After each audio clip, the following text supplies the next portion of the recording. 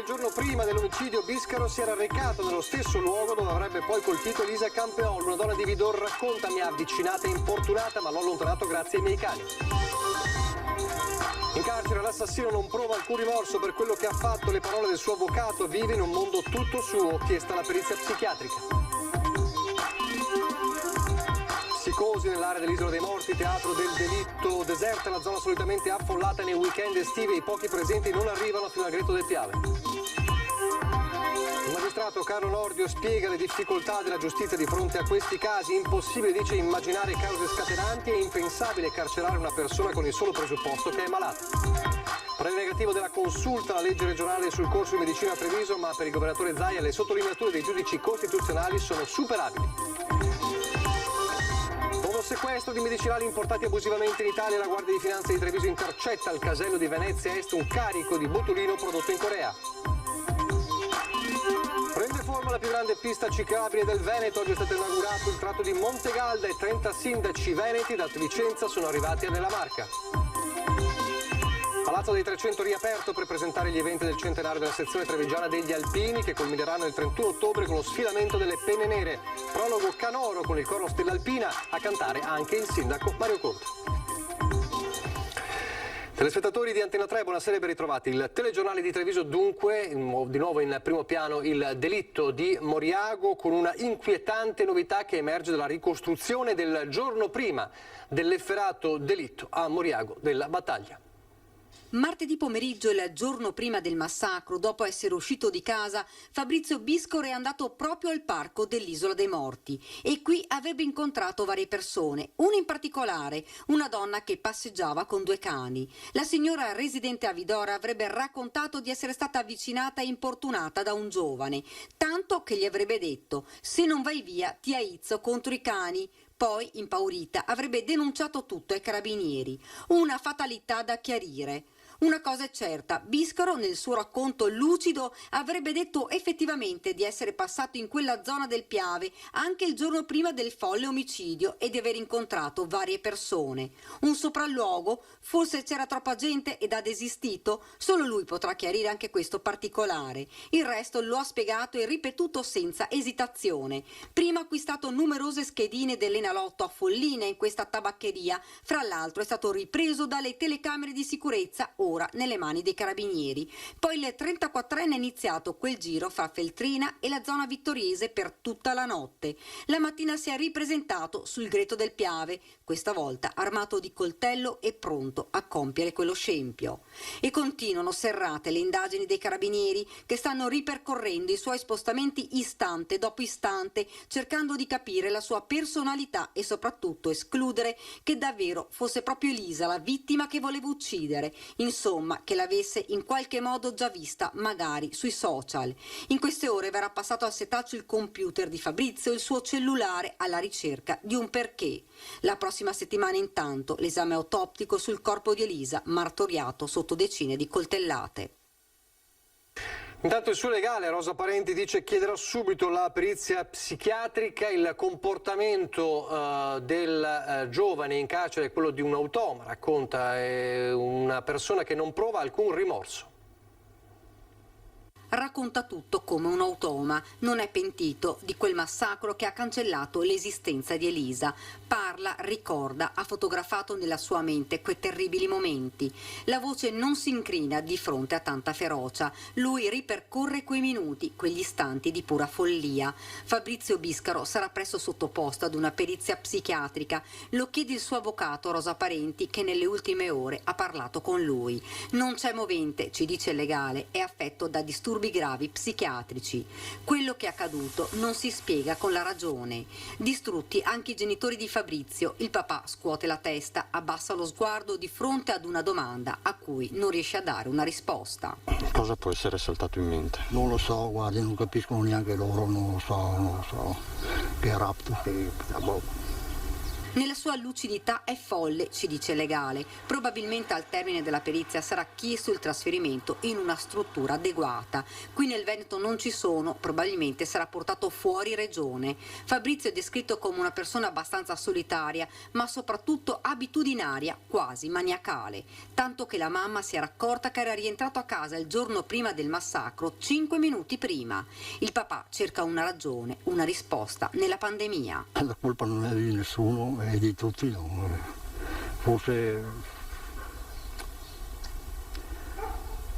l'ambiente stesso, ma è stato il lockdown, quelli dove lavorava sono andati a casa tutti perché non avevano il materiale per lavorare e lui là è cascato. No?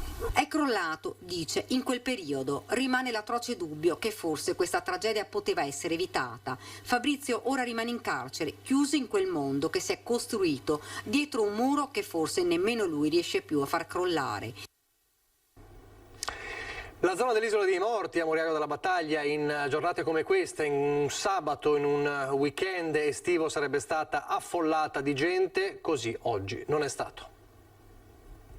Ci troviamo all'entrata del parco dell'Isola dei Morti dove mercoledì è stata uccisa Elisa Campeol e qui ci dicono di solito il weekend è pieno di gente, invece come potete vedere nel parcheggio alle mie spalle dove fra l'altro aveva anche parcheggiato sia l'assassino sia Elisa ci sono pochissime macchine, la gente ha paura, ha il timore. Abbiamo visto anche una signora che è arrivata in bicicletta, poi ha detto non riesco nemmeno a passare questa sbarra, preferisco tornare indietro. Questa è un'oasi di pace e sapere che è successo un delitto così efferato fa male e fa paura. Sì, fa anche paura, sì, perché non sai se si può ripetere. I cittadini oggi a fatica parlano, ma ci dicono che preferiscono non avvicinarsi al Piave, non sicuramente da soli. Sarebbe venuta qui oggi a 4 giorni dall'omicidio da sola? No, assolutamente no. L'animo è un po' turbato naturalmente, però io non sarei venuta da sola. Purtroppo è così, però io da sola qui non sarei venuta. Mi piace il posto perché l'abbiamo visto tante volte, ma così da soli è andare incontro anche alle cose che non si pensano. Comunque le donne sono prese di mira in modo particolare perché vediamo che tutti i giorni vengono uccise le donne. Avevo sconsigliato alla mia ragazzina, la mia nipote, di farlo, che voleva venire a fare la passeggiata così, per passare il giorno, che era a casa in vacanza. Ho detto, ma io non andrei perché non sono bei posti da andarci così da soli. E ha avuto ragione. E ho avuto ragione. Ci troviamo sul Greto del Piave ed è proprio qui, in questo punto, che è stata massacrata Elisa. È stata colpita ripetutamente, il suo aggressore è arrivato da dietro e come potete vedere proprio in questo punto hanno lasciato una rosa, qualche fiore. Nessuno oggi, sabato, è voluto venire qui a prendere il sole. Il fine settimana, ci hanno raccontato i residenti, qui è pieno di gente. Eppure oggi è deserto, nonostante il caldo, nonostante il sole. Ho pensato che magari se fossi venuto qua 2 o 3 giorni prima sarebbe potuto succedere a me come a chiunque altro e cioè, mi fa venire i brividi sinceramente sta cosa, perché non è una cosa da sottovalutare. Il dibattito che si è aperto ormai da giorni sull'assistenza delle persone che soffrono di disturbi psichici, ne ha parlato oggi anche l'ex procuratore aggiunto di Venezia Carlo Nordio a Treviso per presentare il suo ultimo libro. Ha parlato del difficile ruolo della giustizia di fronte ai casi di malattie mentali. Il fatto che una persona affetta da disturbi psichici sia libera è uno dei problemi insolubili della giustizia, perché non si può preventivamente immaginare come possa scatenarsi questa malattia e non si può neanche incarcerare una persona sul solo presupposto che è ammalata. Questa è l'analisi dell'ex procuratore aggiunto di Venezia, Carlo Nordio, che interviene nel dibattito nato dopo l'efferato omicidio di Elisa Campeol. Una disanima puntuale, quella del magistrato, sui limiti della giustizia di fronte a queste patologie che rendono problematica una revisione del sistema. Il sistema va rivisto, ma sempre conoscendo i limiti della psichiatria e della psicologia. Le malattie psichiche sono le più difficili da individuare, da curare, ma soprattutto sono le più difficili da farci prevedere quella che possa essere quali possono essere i loro esiti e i loro risultati, e in questo la giustizia è indifesa. Un quadro nel quale si inserisce la figura del magistrato con un compito non certo facile. Al magistrato, adesso parlo da magistrato, viene chiesto di domandare al perito se la persona sia socialmente pericolosa, e su 10 periti magari 5 dicono una cosa, 5 dicono un'altra, perché la valutazione di pericolosità sociale, anche se è connessa a una malattia, è una decisione estremamente difficile, e allora tu puoi oscillare da una limitazione dei diritti dell'individuo, limitazione dei diritti che magari è infondata perché questo individuo malato non è socialmente pericoloso, a correre il rischio di lasciarlo libero e che poi commetta un reato. Questo è un giudizio prognostico che è quasi divino e sul quale bisogna, posso dire con grande dolore, rassegnarsi. Intanto l'ULSS 2 è pronta a collaborare con la Procura consegnando le cartelle cliniche di Fabrizio Biscaro. Siamo a disposizione ovviamente della Procura e del procuratore che vorrà vedere gli atti. L'ULSS 2 è pronta a consegnare le cartelle cliniche di Fabrizio Biscaro alla Procura, che intende analizzare il percorso terapeutico seguito dall'uomo, ora in carcere con l'accusa di aver ucciso Elisa Campeol. È chiaro che, come voi sapete benissimo, c'è l'autodeterminazione alla cura, prevede appunto che la persona possa ritornare tranquillamente, se lui lo decide, nella società senza bisogno di essere seguito. Quindi abbiamo avuto questa dicotomia tra il fatto della dismissione sostanzialmente e non più utilizzo dei farmaci, che potrebbe aver portato evidentemente agli eventi che si sono succeduti. Quello dell'autodeterminazione dei pazienti è un principio raggiunto di recente con la legge 219 del 2017. Se non in casi eccezionali, e qui mi riferisco alle motivazioni per cui si può ricorrere a un trattamento sanitario obbligatorio, vige la libertà della cura e il consenso alla cura nel nostro caso è un consenso che va continuamente ricercato e condiviso con la persona. Nel corso del tempo le richieste di aiuto giunte ai servizi di salute mentale sono aumentate in modo considerevole. I nostri servizi di salute mentale sono sommersi da una quantità di domanda veramente importante alla quale stiamo facendo fatica a dare delle risposte. A pesare la carenza di specialisti. Io sono a Treviso da 2 anni, è stato fatto di tutto e di più, dai concorsi a tempo determinato, a tempo indeterminato, ci sono pochissimi psichiatri, la sofferenza del nostro dipartimento è la sofferenza di molti altri dipartimenti. Fondamentale per Meneghetti chiarire quello che è il ruolo della psichiatria. Stiamo attraversando un periodo nel quale rischia di prevalere l'attribuzione forte alla psichiatria di una funzione di controllo sociale. Questo va detto, la psichiatria ha invece una preminente funzione di cura, di prevenzione, di promozione della salute mentale. Chiudiamo questa pagina sul delitto di Moriago, ma restiamo in tema sanità. La Consulta ha dato parere negativo alla legge regionale che istituisce il corso di medicina a Treviso, ma per il governatore Zaia le sottolineature dei giudici costituzionali relative solamente alla fonte di finanziamento di costi dei docenti sono superabili.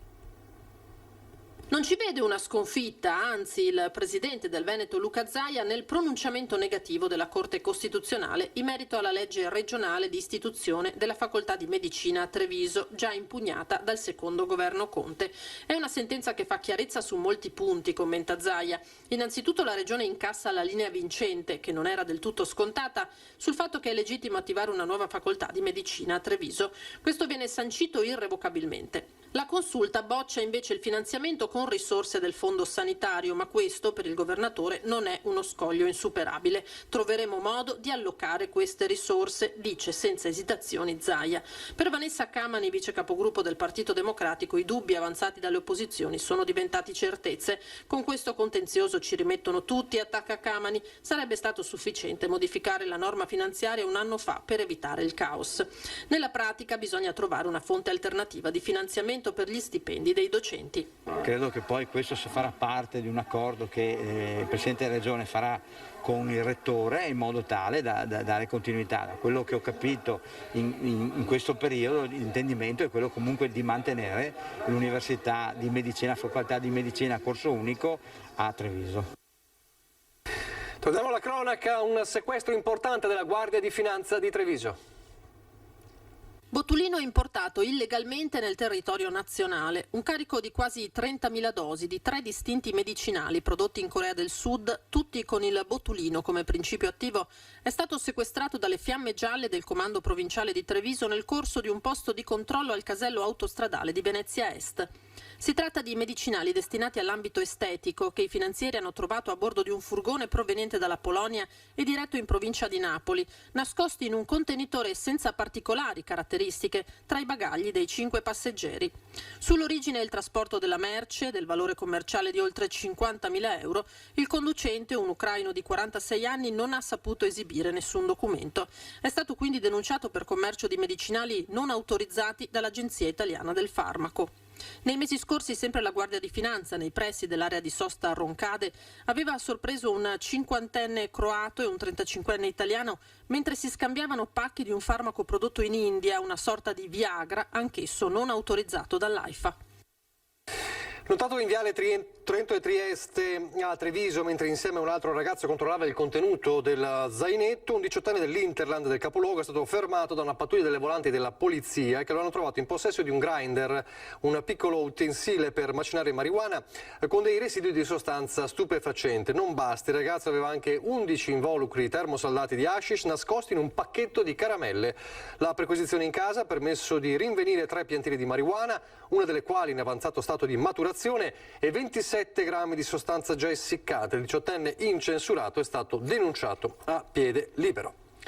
Torniamo a parlare del Covid. Sono 267 gli anziani ospiti delle residenze dell'ISRA che nel 2020 hanno perso la vita nei mesi della pandemia. Con una cerimonia commemorativa, operatori e familiari hanno voluto ricordarli.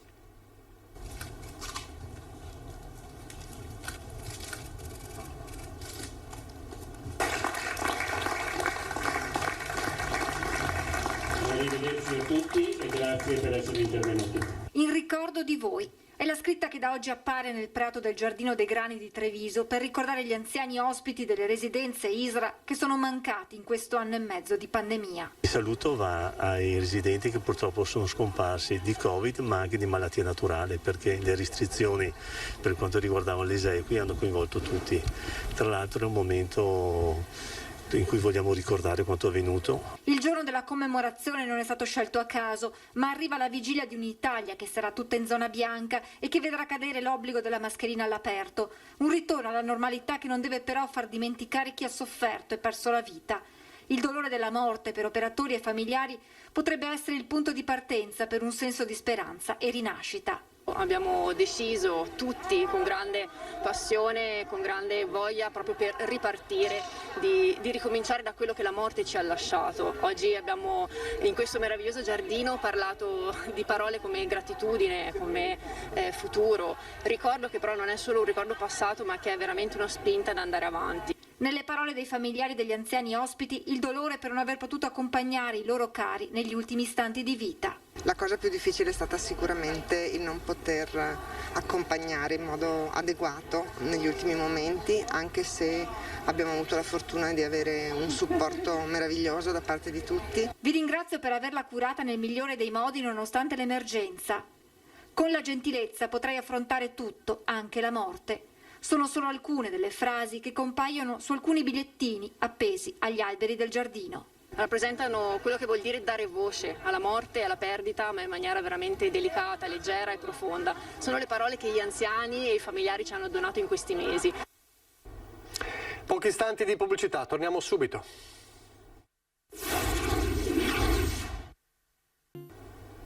Di nuovo in diretta il telegiornale di Treviso, ripartiamo dalla pedalata dei sindaci per il primo passo della Treviso-Ostiglia.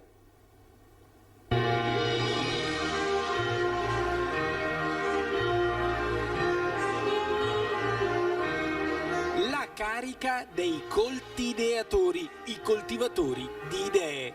Loro sono i sindaci vicentini, padovani, trevigiani che, inforcata la bicicletta, da Piazza dei Signori a Vicenza sono arrivati in Piazza dei Signori a Treviso.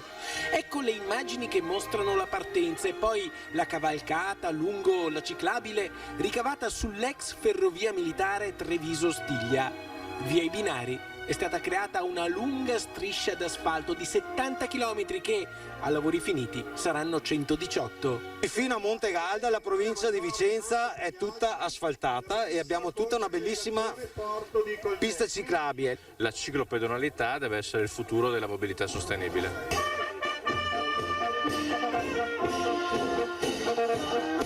La banda suona e riporta ad antiche atmosfere, ad epoche autentiche, quando la vita girava attorno a una piazza e a un campanile. Ma questo non è un film in bianco e nero ispirato alle storie di Guareschi. Questa è l'inaugurazione del tratto di Montegalda della grande ciclabile che unisce il Vicentino col Trevigiano. Questo tratto è strategico perché veramente unisce in viabilità ciclabile Treviso con Vicenza, con il Basso Vicentino, con Padova, quindi è veramente strategico proprio perché da qui si parte e si può girare buona parte del Veneto solo in bici e in sicurezza. Siamo nel triangolo delle meraviglie, Vicenza, Padova, Treviso. A noi solo il compito di valorizzarlo al meglio. E così, salutando Montegalda, si riprende la strada per Treviso. In un'eterna gara in cui tutti in politica vogliono arrivare primi, in questa corsa invece, se uno s'attarda, gli altri sindaci, al di là dei colori e delle fazioni, lo aspettano. In fondo, il traguardo più grande tagliato oggi è proprio questo: l'unione, l'amicizia. Sulla forza dei pedali, la voglia di scalare i problemi, di superare le difficoltà, di sudare ma non mollare. L'emblema, il simbolo, l'immagine di un Veneto che guarda avanti e non si ferma.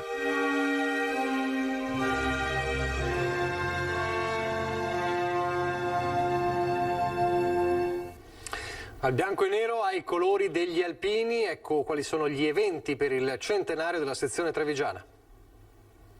La sezione di Treviso conta 89 gruppi, 8.700 alpini più altri 2.000 aggregati, quindi una forza di quasi 15.000 associati. Questi i numeri delle penne nere trevigiane nell'anno del centenario dalla fondazione. Era infatti il 1921 quando 7 alpini, tra cui Guido Bergamo, il reduce della Grande Guerra più medagliato d'Italia, fondarono la sezione di Treviso nelle stanze dell'allora Hotel Stella d'Oro, oggi Piazza Borsa.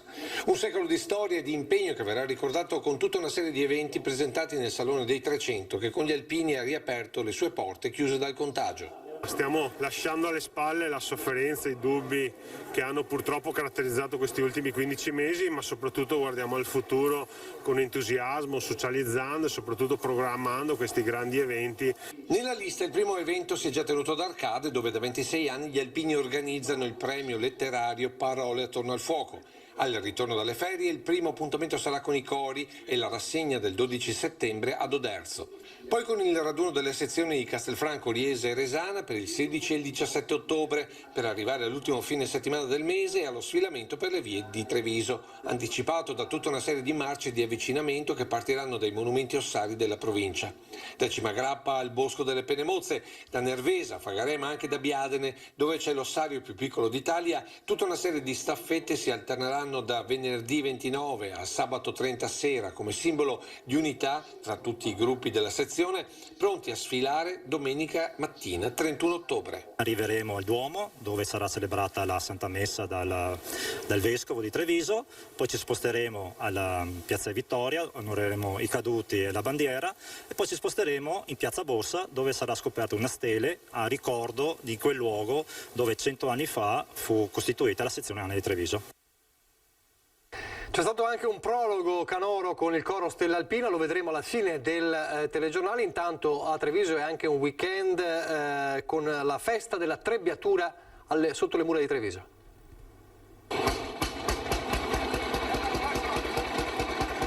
Torna a sbuffare il secolare Orsi a testa calda e tornano a girare le cinghie per gli ingranaggi della trebbiatrice, che fino a domenica sera racconterà come la raccolta del grano fosse una gran festa in tutte le aie trevigiane. E la rievocazione della trebbiatura della pastoria del Borgofuro sulle mura di Treviso, una festa che quest'anno vale il doppio.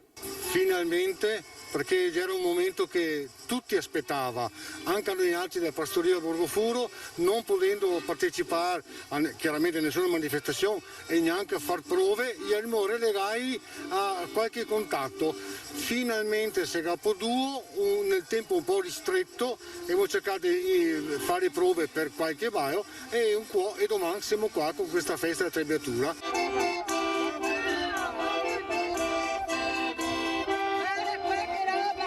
Così, con lo sbuffo del trattore, tornano le canzoni e le danze di uno dei riti delle nostre case contadine. Così come l'arte del cucito con le macchine della nonna, o la costruzione delle nasse per la pesca sul Sile, o ancora l'antica arte dell'impagliare le sedie. Tutto in mostra in questa ultima domenica di giugno sui bastioni di San Marco, dove trova spazio anche una delle prime giostrine tutta fatta in legno. Cose semplici e tanto distanti forse dalla nostra quotidianità, ma che ci raccontano attraverso i sorrisi di questi bambini come a volte la felicità sia fatta di semplici ma autentici gesti.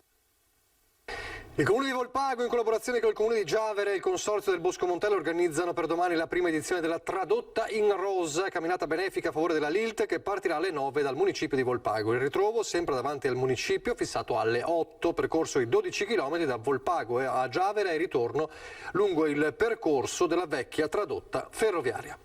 Adesso le notizie dal Bellunese.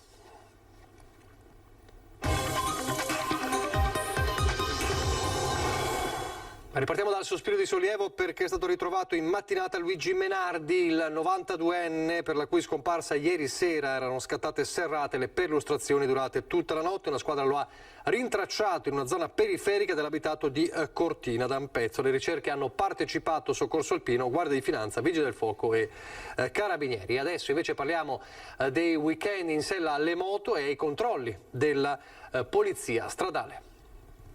Chi ha avuto una moto lo sa, con la bella stagione la voglia di rettilinei e piegate, di sentire il rombo dei motori aumenta a dismisura e le strade in montagna si prestano certamente più di quelle di pianura. Comprensibile ma non giustificabile quando si viola il codice della strada e si scambia l'asfalto, percorso anche dagli altri per la pista di un motodromo. La polizia stradale vigila. L'attenzione nostra è rivolta in particolar modo verso quei motociclisti indisciplinati e faremo con tutto l'impegno possibile, coinvolgendo anche le altre forze di polizia, quindi Arma dei Carabinieri e polizie locali per far sì, e ovviamente la questura, per far sì che questi pochi motociclisti indisciplinati non mettano in crisi la circolazione delle strade. La sicurezza affidata alla polizia stradale non consiste solo nel cercare di sventare per quanto possibile il rischio di incidenti, sorvegliando e sanzionando quando necessario comportamenti scorretti. Sulle strade viaggiano infatti anche molte merci sensibili, tra cui derrate alimentari, dalla cui corretta conservazione può dipendere poi la salute di chi ne sarà il consumatore. La polizia stradale garantisce il suo impegno, come diceva giustamente, sul controllo delle merci, qualsiasi tipo di merce, quindi merci pericolose, merci alimentari e di poco tempo fa un'attività importante che abbiamo fatto sulle strade che abbiamo, dove abbiamo trovato dei trasporti alimentari che trasportavano merci in maniera promiscua e che metteva in crisi la sicurezza e l'igiene pubblica, per cui abbiamo sanzionato per oltre 5-6 mila euro questi trasporti. Segno della ripartenza e anche il via alla 35esima edizione della mostra dell'artigianato a Feltre in questi giorni. C'è gioia e c'è emozione. La mostra dell'artigianato torna in via Mezzaterra, torna in Piazza Maggiore. Per chi l'ha pensata, voluta molti anni or sono, è un ritorno alla vita per un settore che in quegli androni, in quegli spazi su cui marciapiedi, aveva trovato la sua collocazione ideale. Per gli artigiani la mostra d'artigianato è iniziata 35 anni fa perché un gruppo di giovani di allora, tra cui c'era anche il sottoscritto, hanno deciso di fare qualcosa per Feltre e per i suoi artigiani, e non solo per gli artigiani di Feltre ma per gli artigiani allora era di tutta la regione del Veneto. Adesso la manifestazione si è allargata, ci sono artigiani che vengono da tutta Italia e questo è molto importante. L'arte del lavoro manuale, quello che i giovani sembrano non amare più, ma che proprio nei giovani trova nuova linfa, con nuovi stili, nuove fantasie, nuovi oggetti creati per arricchire chi ne entra in possesso. La mostra dell'artigianato è lavoro, creatività, passione. Quando è stata messa in cantiere questa 35esima edizione, l'Italia e il mondo intero erano fermi. Crederci poteva sembrare un azzardo, ora è una bellissima realtà. È una delle primissime manifestazioni a svolgersi in un centro cittadino a livello nazionale e probabilmente anche europeo. La città è stata fatta dal saper fare delle mani. La mostra artigianato è arrivata alla 35esima edizione, è nata per cercare di valorizzare il lavoro degli artigiani e per riportare gli artigiani in centro storico. È un momento fondamentale per la città, per la nostra storia, e è benissimo che dopo il Covid siamo riusciti a ripartire. Allora torniamo, come avevo anticipato, alla presentazione del centenario, degli eventi del centenario degli Alpini a Treviso, un momento che è stato preceduto dal coro Stella Alpina. Allora con queste note noi ci salutiamo, grazie per averci seguito e arrivederci.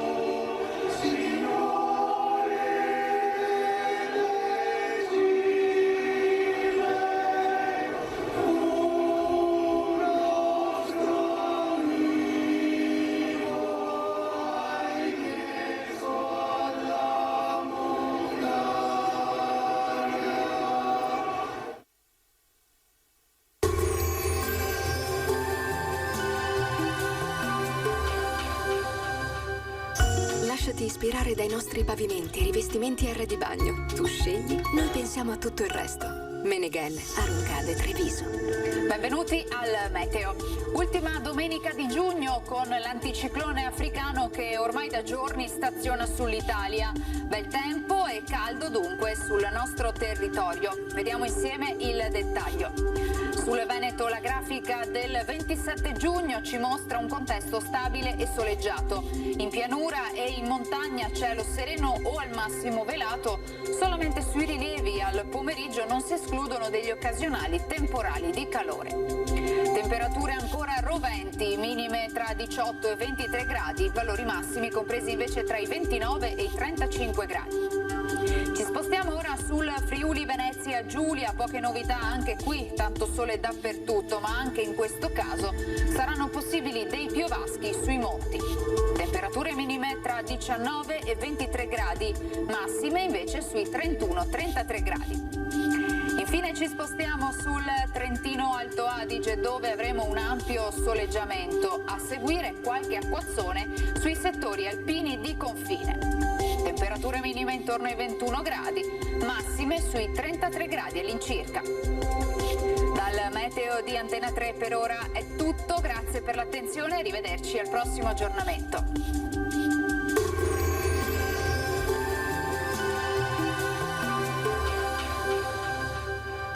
Lasciati ispirare dai nostri pavimenti, rivestimenti e arredi bagno. Tu scegli, noi pensiamo a tutto il resto. Meneghel, Aruncade, Treviso.